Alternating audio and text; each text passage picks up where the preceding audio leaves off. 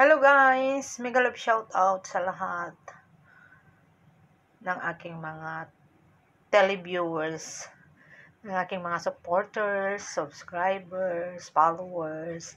Shout out po sa inyo lahat. Welcome back to my YouTube channel, Linlin TV channel recipe. Ito nagadubo ako ng ampalaya. Hindi naman totaling adobong ampalaya lang siya. May kasama siyang manok. Pero hindi ko na binidyo yung pagluto ko kasi walang pinagkaiba sa adobo yung manok. Ang lang niyan is dinagdagan ko lang siya ng isang ingredients na ampalaya. Siyempre nilagay ko ito nung malapit ng nung luto na yung malambot na yung manok.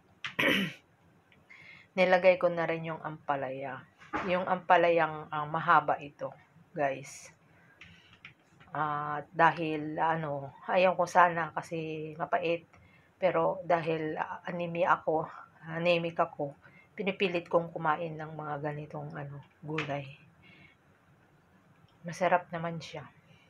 Tsaka healthy. Nagmamantika siya, guys. Ganitong adobo ang gusto ko, yung nagmamantika ba. Hindi yung maputla. Gusto ko yung nagmamantika. Tsaka konti lang ang sabaw niya. Ayaw ko naman yung lumalangoy ang sabaw. Konti lang ang sabaw niyan, guys.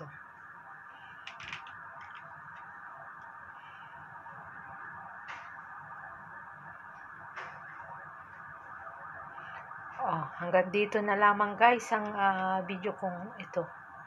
At hanggang sa muli nating magkikita-kita. Don't forget to subscribe my YouTube channel, Linlin Recipe, Linlin TV